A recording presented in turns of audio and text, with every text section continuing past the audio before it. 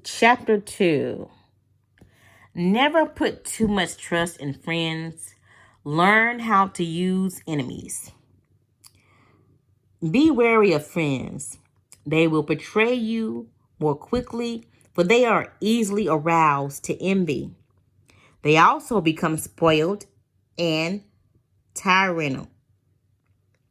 But hire a former enemy, and he will be more loyal than a friend because he has more to prove.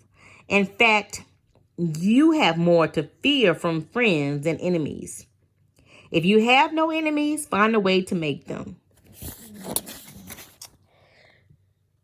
Transgression of the law.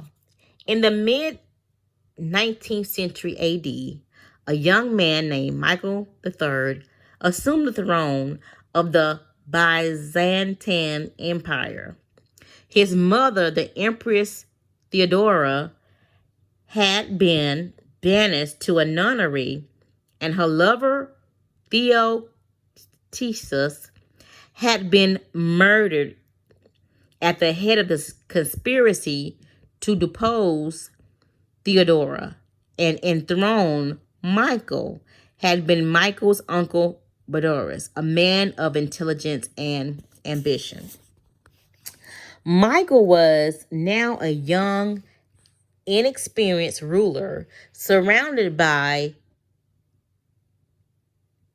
intriguers, murderers, and profligates.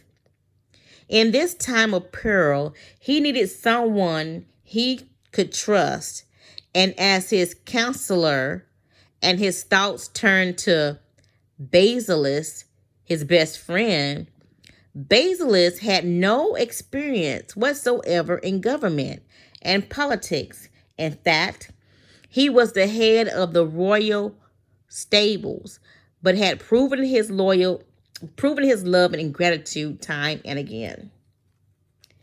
They had met a few years before when Michael had been visiting the stables just as a wild horse got loose.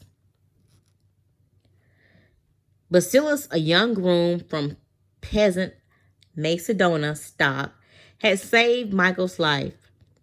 The groom's strength and courage had impressed Michael, who immediately raised Basilis from the obscurity of being a horse trainer to the position of a head stables. He loaded his friend with gifts and favors, and they became inseparable. Basilis was sent to the finest school in Byzantium, and the crude peasant became a cultured and sophisticated courtier. Now Michael was inferior and in need of someone loyal. Who could he better trust with the post of chamberlain and chief counselor than a young man who owed him everything? Basilis could be trained for the job, and Michael loved him like a brother. Ignoring the advice of those who recommended the much more qualified Bardes, Michael chose his friend.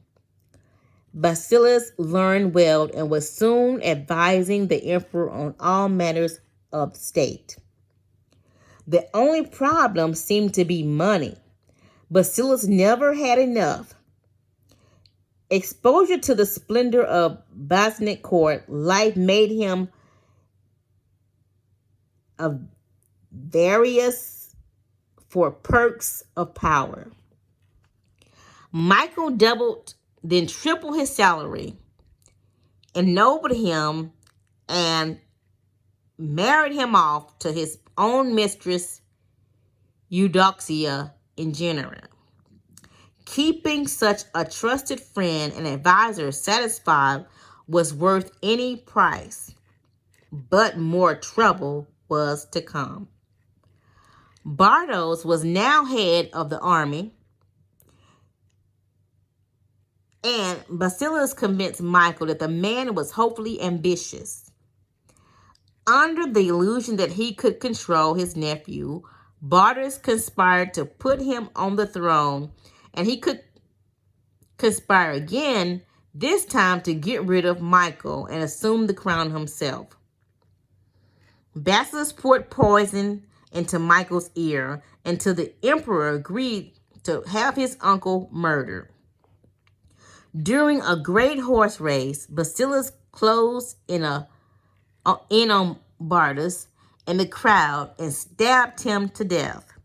Soon after, Basilis asked that he replace Bardas as head of the army, where he could keep control of the realm and quell rebellion. This was granted. Now Basilis' power and wealth only grew, and a few years later, Michael, in financial straits from his own extravagance, asked him to pay back some of the money he had borrowed over the years. To Michael's shock and astonishment, Basilis refused with a look of impudence.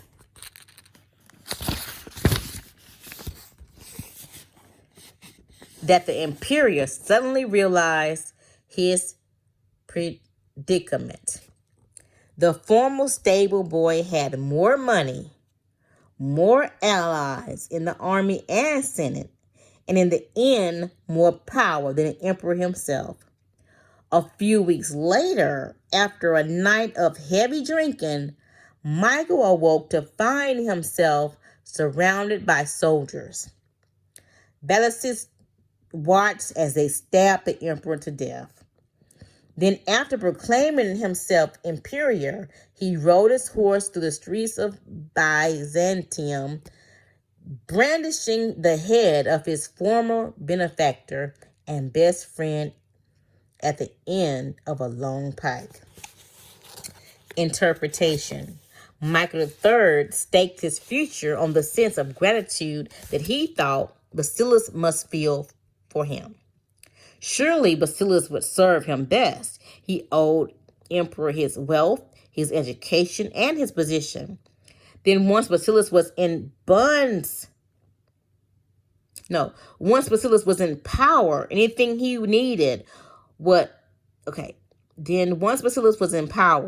he needed, it was best to give him, strengthening the bonds between the two men. It was only the fateful day when Emperor saw that impotent smile on Basilis' face that he realized his deadly mistake.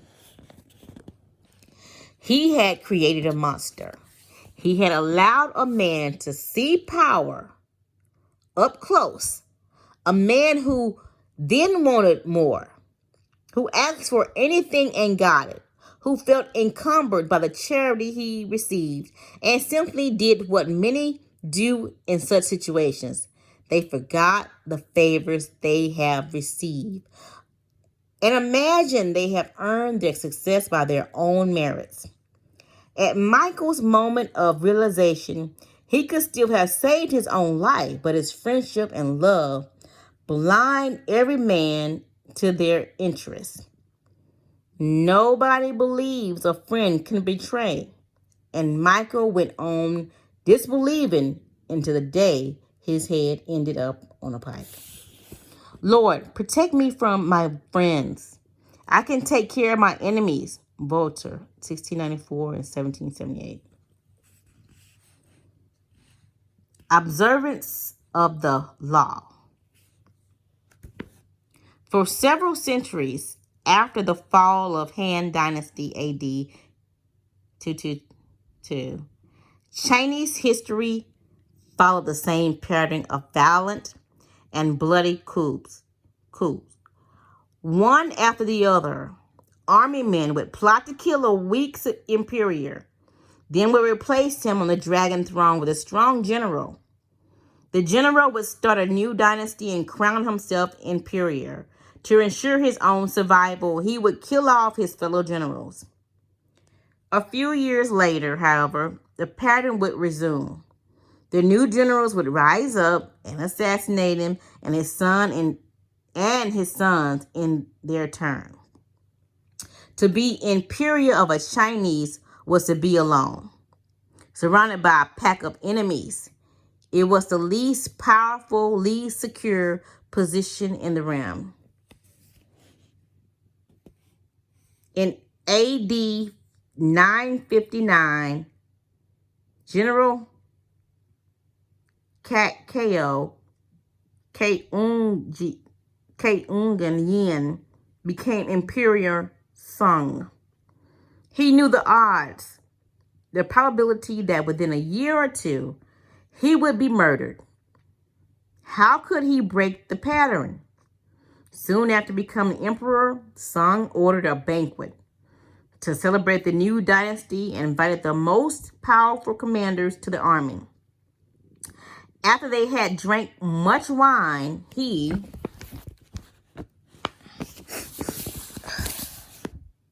dismissed the guards and everybody else except the generals, who now feared he would murder them in one fell swoop. Instead, he addressed them. The whole day is spent in fear. I am unhappy both at the table and in my bed. For which one of you does not dream of ascending the throne? I do not doubt your allegiance, but if by some chance your subordinate seeking wealth and position were to force the emperor's yellow robe upon your in turn, how could you refuse it? Drunk and fearing for their lives, the generals proclaimed their innocence and their loyalty. But Sung had other ideas. The best way to pass one's day is in peaceful enjoyment of riches and honor. If you are willing to give up your commands, I am ready to provide you with the fine estates and beautiful dwellings where you may take your pleasure with singers and girls as your companions. The astonished general realized that instead of a life of anxiety and struggle, Sung was offering them riches and security. The next day, all of the generals tendered their resignations, and they retired as nobles to the estate that Sung bestowed on them. In one stroke, Sung turned a pack of friendly wolves who would likely have betrayed him into a group of docile lambs, far from all-powerful. Over the next few years, Sung continued his campaign to secure his rule.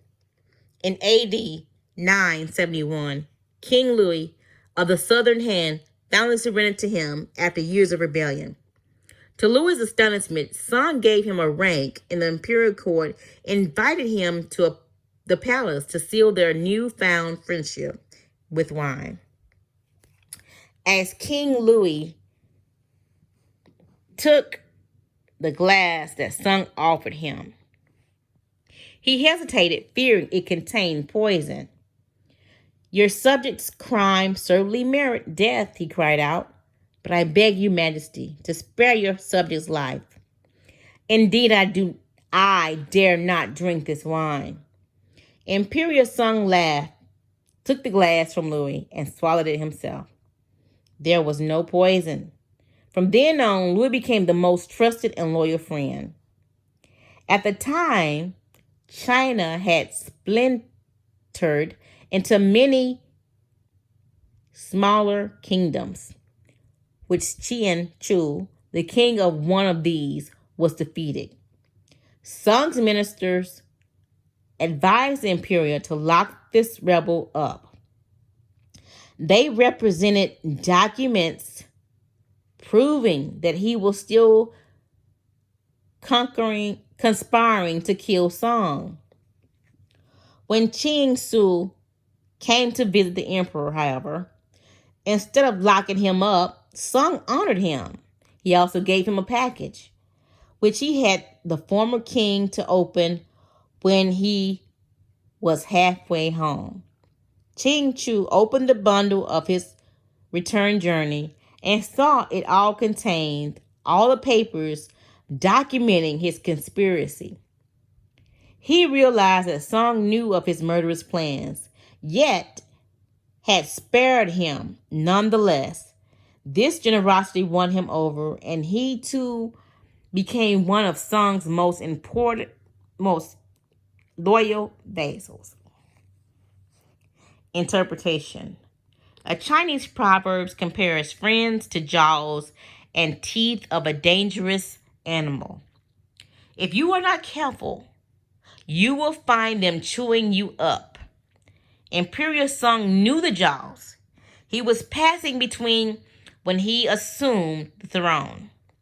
His friends in the army would chew him up like meat, and if he somehow survived, his friends and the government would have him for supper.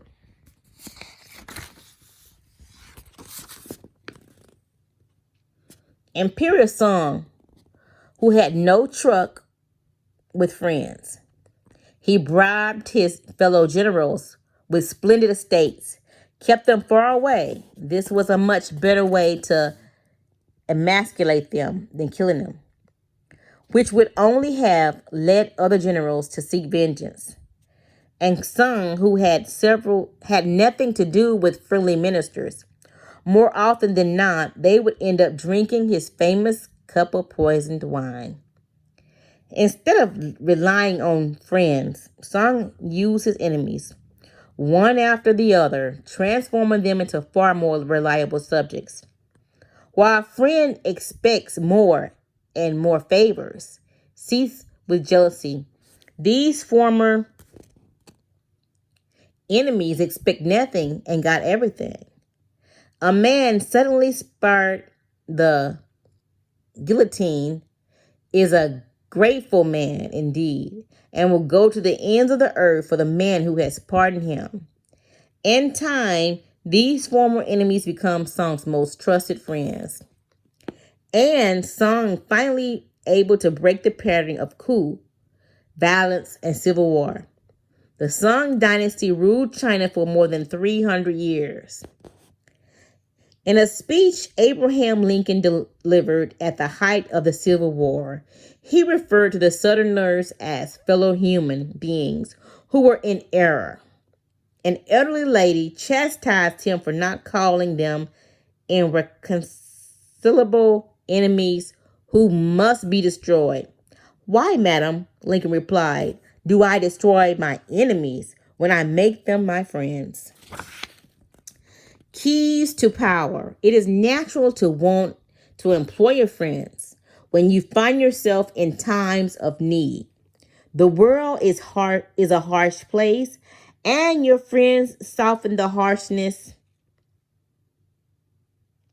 Besides, you know them. Why depend on a stranger when you have a friend at hand? The problem is that you often do not know your friends as well as you imagine. Friends often agree on things in order to avoid an argument.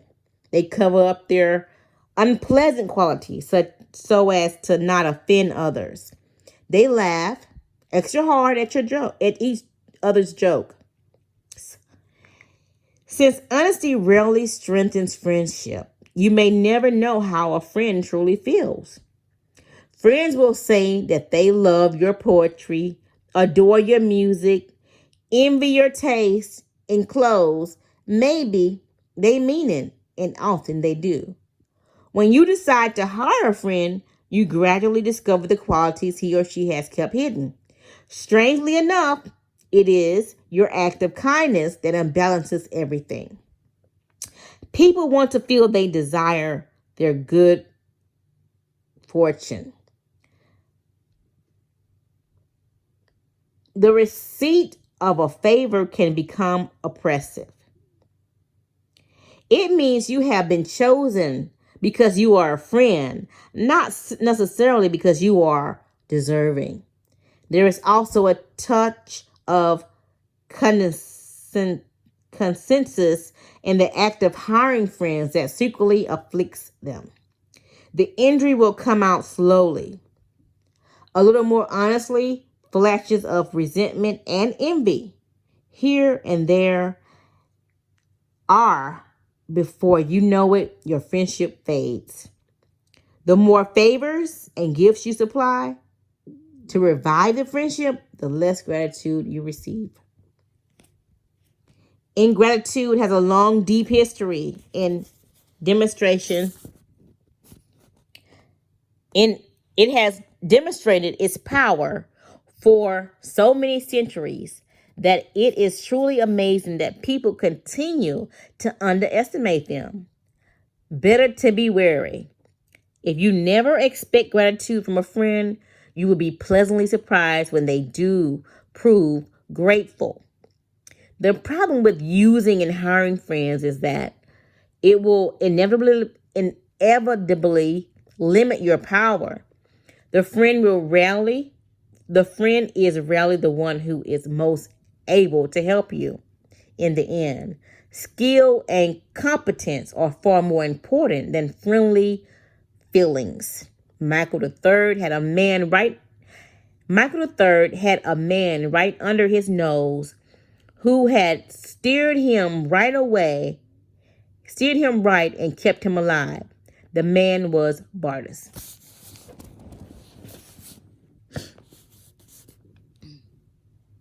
All working situations require kind distance between people. You are trying to work, not make friends. Friendliness, real or fake, only obscures the fact. The key to power then is the ability to judge who is best able to further your interests in all situations. Keep friends for friendship, but work with skilled and competent. Your enemies, on the other hand, are untapped gold that you must learn to exploit. When Talleyrand, Napoleon's foreign minister, decided in 1807 that his boss was leading France to ruin, at the time had come to turn against him, he understood the dangers of conspiring against the emperor. He needed a partner, a confederate. What friend could he trust in such a project? He chose Joseph Fouché, head of the secret police, his most hated enemy, a man who had even tried to have him assassinated. He knew that the former hatred would create an opportunity for an emotional reconciliation.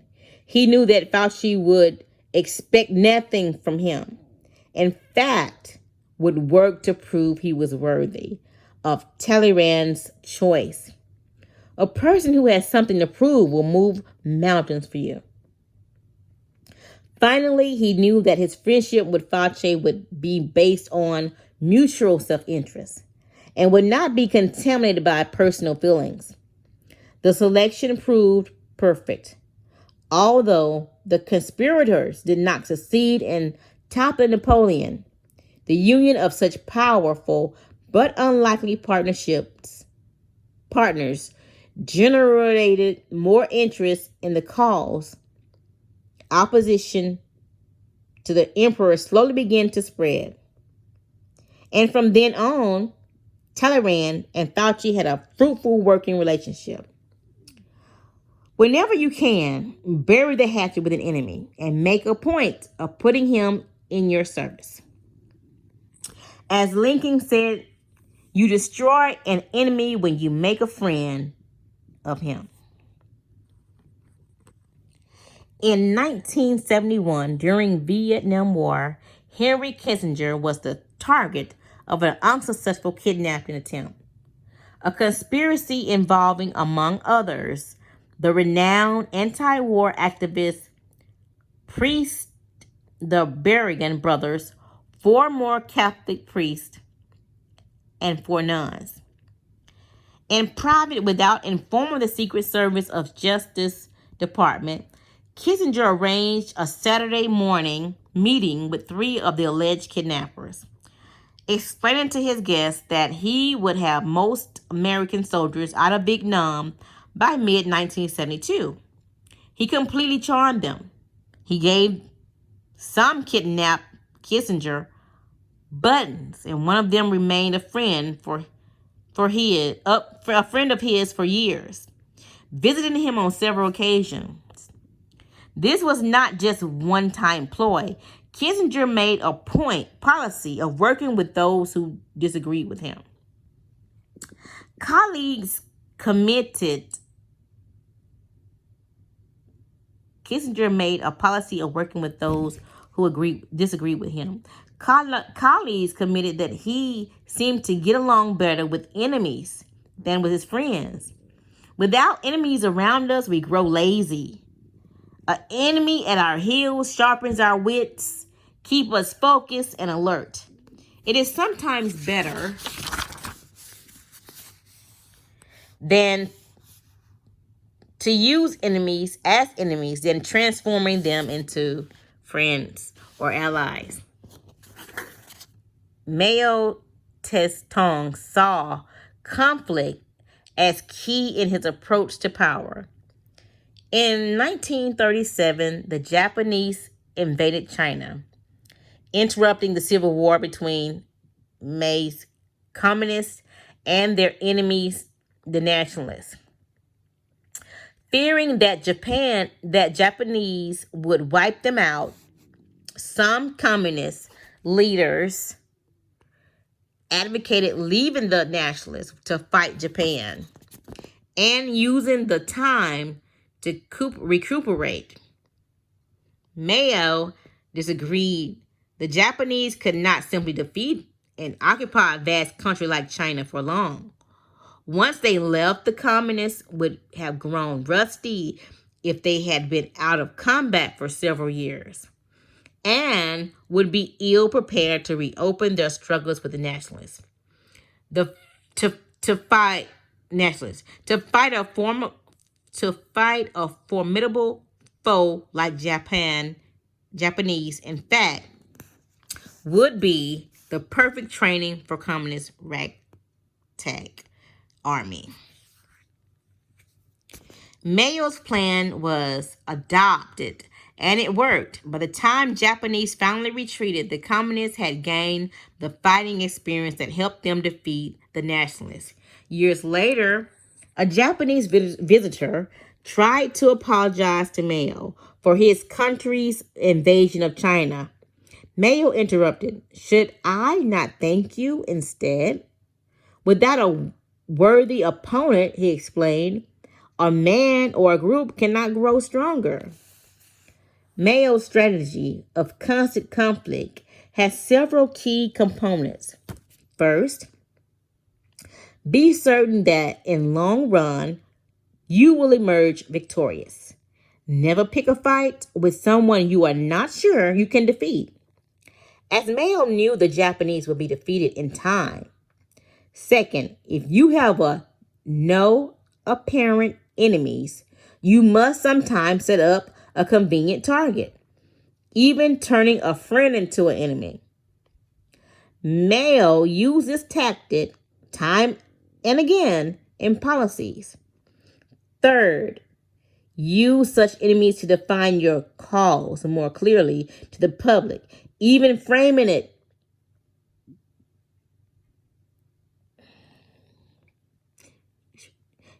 Third, use your enemies to define your cause more clearly to the public, even framing it as struggle of good against evil. Mao actually encouraged China's disagreements with the Soviet Union and the United States. And without clear-cut enemies, he believed his people would lose any sense of what Chinese communists meant. A sharply defined enemy is a far stronger argument for your side, than all words you could possibly put together.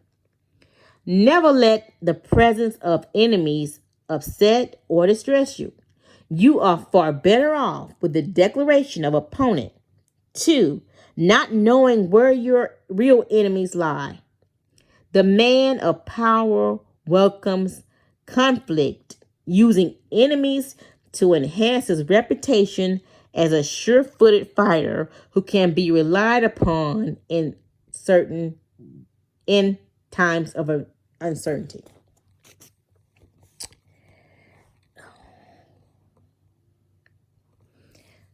Imagine the jaws of gratitude, knowing what would happen if you put a finger in the mouth of a lion. You will stay clear of it. With friends, you will have no such caution. And if you hire them, they will eat you alive with ingratitude.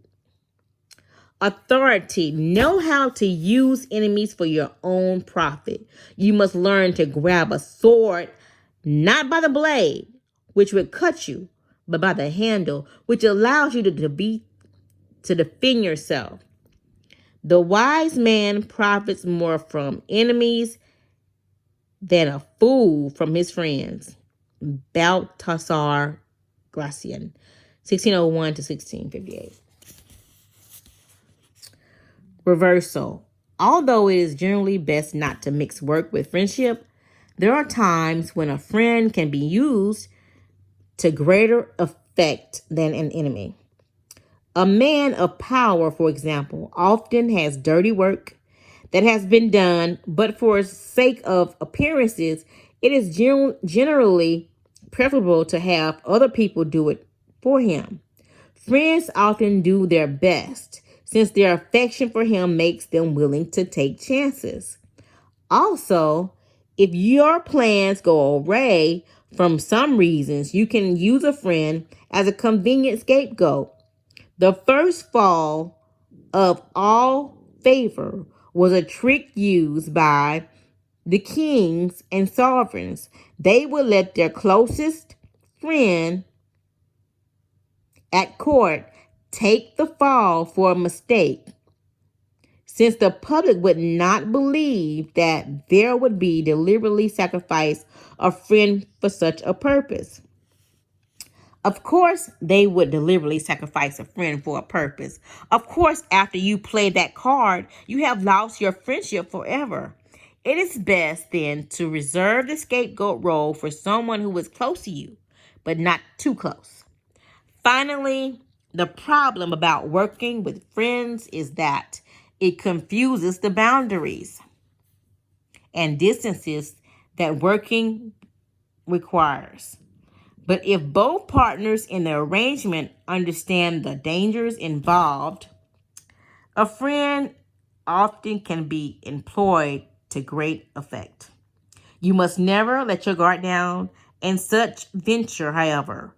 Also, be on lookout for any signs of emotional disturbance, such as envy, ingratitude. Nothing is unstable in this realm of power. Even the closest of friends can be transferred into the worst of enemies.